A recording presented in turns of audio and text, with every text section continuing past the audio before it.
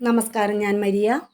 തരികിട നടത്തിയും പാലം വലിച്ചും പാർട്ടി പ്രവർത്തനം നടത്താനാവില്ലെന്ന് തൃശൂരിലെ കോൺഗ്രസുകാരോട് KPCC. തദ്ദേശ തിരഞ്ഞെടുപ്പിന് മുൻപ് ജില്ലയിലെ കോൺഗ്രസിനെ ശുദ്ധീകരിച്ചെടുക്കണമെന്ന ഉറച്ച നിലപാടിലാണ് പ്രതിപക്ഷ നേതാവ് VD സതീശൻ. ലോക്സഭാ തിരഞ്ഞെടുപ്പിൽ മുരളീധരൻ പരാജയപ്പെട്ട പശ്ചാത്തലത്തിലാണ് നേതൃത്വത്തിന്റെ ഉറച്ച നിലപാട്.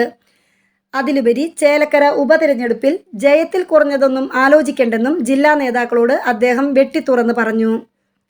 തൃശൂർ ജില്ലാ കോൺഗ്രസ് കമ്മിറ്റി സംഘടിപ്പിച്ച ഏകദിന ക്യാമ്പിലായിരുന്നു സതീശന്റെ മുന്നറിയിപ്പ്.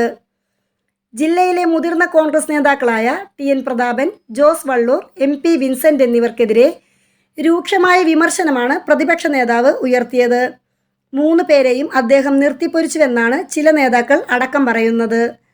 പാർട്ടി പ്രവർത്തനം എങ്ങനെയാണ് നടത്തേണ്ടതെന്ന് കാട്ടിത്തരാമെന്നും സതീശൻ ക്യാമ്പിൽ പറഞ്ഞു.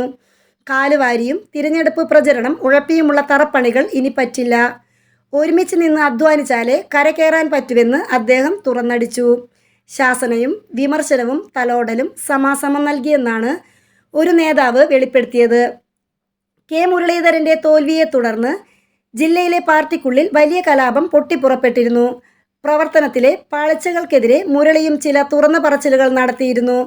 അതിനുശേഷം നടക്കുന്ന ആദ്യ കോൺഗ്രസ് യോഗമാണ് കഴിഞ്ഞ ദിവസം നടന്നത്. യോഗം നടക്കുന്നതിനിടയിൽ ഫോണുമായി പുറത്തേക്ക് പോകാനിറങ്ങിയവരെ സതീശൻ പിടിച്ചിരുത്തി. കറങ്ങി നടക്കണമെങ്കിൽ നിങ്ങൾക്ക് പോകാം, ക്യാമ്പിൽ വന്നതാണെങ്കിൽ മര്യാദയ്ക്ക് അവിടെ ഇരുന്ന് പറയുന്നത് കേൾക്കണമെന്ന് അദ്ദേഹം പറഞ്ഞു. മുരളിയുടെ തോൽവിക്ക് ഉത്തരവാദികളായവർ സമാധാനം പറയണം, അവർക്കെതിരെ നടപടിയുണ്ടാകുമെന്നും പ്രതിപക്ഷ നേതാവ് പറഞ്ഞു.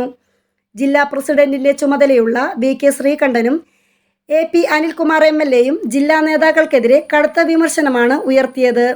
നിലവിലെ സ്ഥിതിയിൽ മുന്നോട്ടു പോകാനാവില്ലെന്ന് ഇരു നേതാക്കളും തുറന്നടിച്ചു. TN പ്രതാപൻ, ജോസ് വള്ളൂർ, വിൻസെന്റ് എന്നിവർക്കെതിരെയായിരുന്നു മണ്ഡലം, ബ്ലോക്ക് നേതാക്കളുടെ പരാതിയും വിമർശനവും.